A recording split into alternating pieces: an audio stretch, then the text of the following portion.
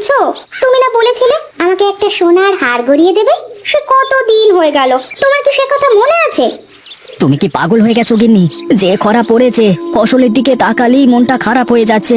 সামনে খাবো কি সেই চিন্তা করে কুল পাচ্ছি না, আর এখন তোমার সোনার হার গড়িয়ে দেওয়া লাগবে? হ্যাঁ হ্যাঁ, সে আমি জানি।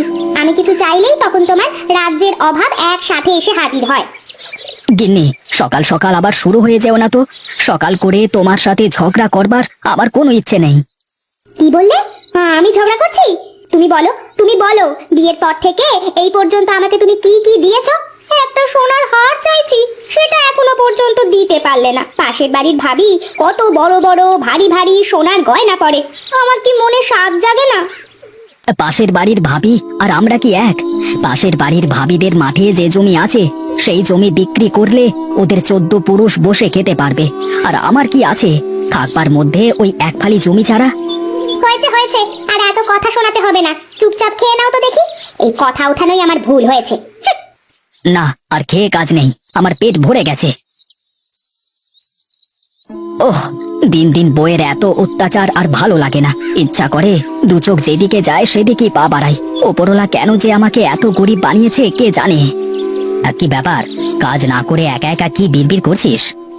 সে কথা আর বলিস না রে ভাই। মাঠে আসলে ফসলের এই বেহাল দশা, আর বাড়িতে গেলে বইয়ের বক বক, সবকিছু মিলিয়ে জীবনটা কেমন অতিষ্ঠ হয়ে গেছে আমার। কেন, বাড়িতে আবার কি হয়েছে? তোর বউ আবার কি করলো? সে কথা আর শুনিস না রে ভাই। ফসলের যা অবস্থা, আর দুদিন পরে না খেয়ে থাকতে হবে। ওপর থেকে বউ বায়না করেছে তাকে নাকি সোনার হার গড়িয়ে দিতে হবে। কি যে করি আমার মাথায় কিছুই আসছে না। বলিস কি? তাহলে তো মহা বিপদ। এই দুঃসময়ে বউ যদি কষ্ট না বোঝে, তাহলে তো আসলে শান্তি থাকে না। আরে ভাই, সেই কথাই তো বলে কে। যাই হোক, অনেক কাজ পড়ে আছে। আকাশে খানিক কালো মেঘ দেখছি। জমির আলটা বেঁধে রাখি, যদি বৃষ্টি হয়। হ্যাঁ ভাই, বাঁধো। আমিও জমির আল পেতে রাখবো, যদি বৃষ্টি হয় তাহলে কাজে লাগবে। আজ বেশ কয়েকদিন ধরে আকাশে মেঘ হচ্ছে, যখন তখন মুষলধারে বৃষ্টি নামতে পারে। হ্যাঁ হ্যাঁ, যা কাজ কর গিয়ে। আচ্ছা ঠিক আছে, থাকো তুমি, আমি গেলাম। হ্যাঁ। কিরে মিনতি, একা একা বসে কি করিস? কি আর করবো বলো, একা একা বসে আছি। এসো দুজনে বসে একটু গল্প করি। ও বাবা, কি সুন্দর হার গো দিদি, কবে গড়ালে এই হার? আরে এটা তো অনেক পুরনো হার। এইটা অনেক দিন আগে গড়িয়ে আলমারিতে রেখে দিয়েছিলাম, পরে এই হারের কথা আমার আর মনেই নেই। আজ আলমারি গোছাতে গিয়ে এই হারটা চোখে পড়লো, তাই পরে ফেললাম। বলো কি গো দিদি, সোনার হারের কথা কেউ আবার ভুলে যায় নাকি? আরে ভুলি কি আর সাধে? আর কতগুলো হার আছে সেটা তো আমি নিজেও জানি না। তাহলে বল, কি করে মনে থাকবে আমার কোন হার কোথায় রেখেছি? আমি একটা হার গড়াবো এইবার ফসল উঠলে। আচ্ছা ঠিক আছে, গড়ানোর আগে আমাকে বলিস, আমার পরিচিত শ্যাঁকড়ার কাছ থেকে গড়িয়ে দেবো নে, তাহলে একদম খাঁটি সোনার হার পাবি। আচ্ছা দিদি, বলবো নে। তুমি আমাকে একটা কথা বলো তো, তোমার গলায় এই হারের মতো আরেকটা হার গড়াতে কত টাকা লাগবে? আরে এটা তো ভালো হার না, এইরকম হার নিলে বেশি টাকা লাগবে না, ওই 1050-এর মতো হলেই হয়ে যাবে। কিছুদিন আগে আমার কাকা শ্বশুর আমাকে একটা হার গড়িয়ে দিয়েছেন, সোনার হারের ওপর হীরের পাথর বসানো। ওই হারটার দাম প্রায় 2 লাখ টাকা। বলছো কি গো, সোনা থেকে একেবারে হিরে? আচ্ছা, আমাকে একদিন দেখাবে ওই হারটা। আমি হীরের কথা অনেক শুনেছি, কিন্তু কোনোদিন দেখিনি জানো। আচ্ছা আচ্ছা, একদিন আসিস আমার বাড়িতে, আমি তোকে দেখিয়ে দেব। আচ্ছা, আমি এখন চলি রে। আচ্ছা ঠিক আছে, এসো। কি কপাল বিমলার, ওর কয়টা হার আছে তাও নিজেই জানে না, আর আমি এক পোড়া কপালি, আমার একটাও হার নেই। আরে বাহ, কে এই লোকটা? এই লোকটাকে দেখে তো ধনী মনে হচ্ছে, কিন্তু এই লোকটা আমার বাড়িতে কি করছে? গোপাল কি বাড়িতে আছে? কে আপনি? আমার স্বামীকে কেন খুঁজছেন? কি বলছো তুমি? তুমি গোপালের স্ত্রী? তোমার মতো এত সুন্দরী একটা মেয়ে কি দেখে যে গোপালকে বিয়ে করেছে কে জানে। কি যে বলেন, আমি আর কোথায় সুন্দরী? কে বলেছে আপনি সুন্দরী না?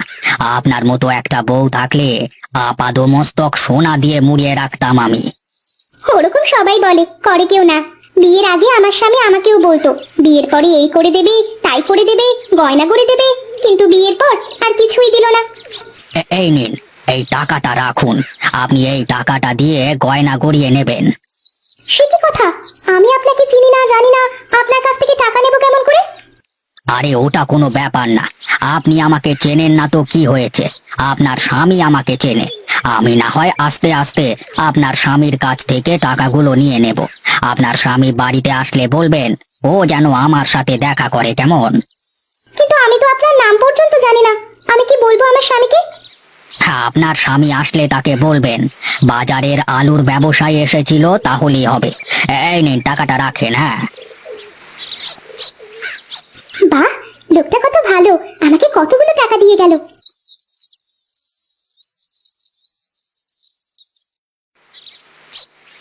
কি ব্যাপার গিন্নি, তোমাকে আজকে খুশি খুশি দেখাচ্ছে কেন? এই দেখো, বাজারের আলু ব্যবসায়ী আমাকে কতগুলো টাকা দিয়েছেন হাড় গড়িয়ে দেওয়ার জন্য। তুমি তাকে চেনো না, জানো না, সে তোমাকে টাকা দিলেও তুমি নির্লজ্জর মতো নিয়ে নিলে। আরে আমি তো টাকাটা নিতেই চাইছিলাম না, সেই আমাকে জোর করে দিয়ে গেল, বললো আস্তে আস্তে তোমার কাছ থেকে নিয়ে নেবে, তাই তো আমি নিলাম। ছি ছি ছি ছি ছি, তুমি লোভী জানতাম, কিন্তু তুমি যে এতটা লোভী তা জানতাম না। কি? তুমি আমাকে এভাবে বলতে পারলে? হ্যাঁ পারলাম, এখনই গিয়ে যা টাকা তাকে দিয়ে আসো। আমি কি তাকে চিনি নাকি? আমি কিভাবে টাকা ফেরত দিয়ে আসবো? বাজারের কোনায় একটা দোকানের মধ্যে তাকে পাবে।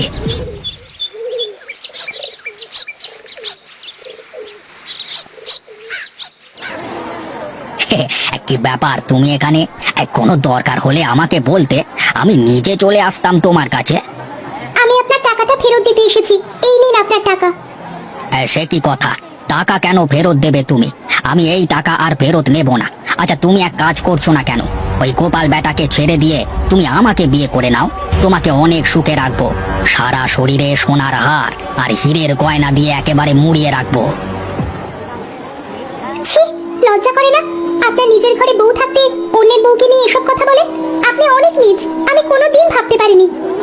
বিয়ে তো তোকে আমাকেই করতে হবে, না হলে আমি তোদেরকে পথে বসিয়ে দেব। সেদিন আমি গিয়েছিলাম আমার পাওনা টাকা আদায় করতে, কিন্তু তোকে দেখে মন গলে গেল, তাই চলে এসেছি। পাওনা টাকা মানে? ভালো করে ভেবে দেখ, আজ থেকে কয়েক বছর আগে তোর এক কঠিন অসুখ হয়েছিল। সেই অসুখের চিকিৎসার জন্য তোর স্বামী আমার কাছে এসে তোদের জায়গা জমি সব কিছুর কাগজপত্র দিয়ে আমার কাছ থেকে 3 লক্ষ টাকা নিয়েছিল। আজকে সেই টাকার এক পাইও শোধ করেনি তোর স্বামী। না না, আপনি ওর সাথে এমনটা করবেন না, আমি আপনাকে বিয়ে করতে রাজি। আমি তোকে বিয়ে করতে চেয়েছিলাম, কিন্তু এখন আর আমার বিয়ে করবার একদম মুড নেই। আমি তোকে আমার কাজের দাসী বানিয়ে রাখবো। আপনি যা করার আমার সাথে করুন, কিন্তু দয়া করে আমার স্বামী সবকিছু ছিনিয়ে নেবেন না। ঠিক আছে সুন্দরী, চলো চলো, বাড়িতে চলো। গোপাল ভাই, গোপাল ভাই, তোমার সাথে আমার কিছু কথা আছে। তুই তুই এখানে কেন এসেছিস? কি চাস তুই? কি চাই মানে? আমি তো তোমার উপকার করতে আসলাম। ওই সমরেশ তোমার বউয়ের উপর অনেক নির্যাতন করে ওকে দিয়ে সারাদিন বাড়ির কাজ করায় গো। ঠিকই আছে, ওর সাথে এমনটাই হওয়া উচিত ছিল, লোভী একটা। তুমি ভুল ভাবছো গোপাল দাদা, তোমার বউ একদম লোভী নয়। সেদিন কি হয়েছিল আমি বলছি, তুমি শোনো। কি? ওই সমরেশের এত বড় সাহস? চল, আজকে আমি ওকে মেরে জেলের ভাত খাবো।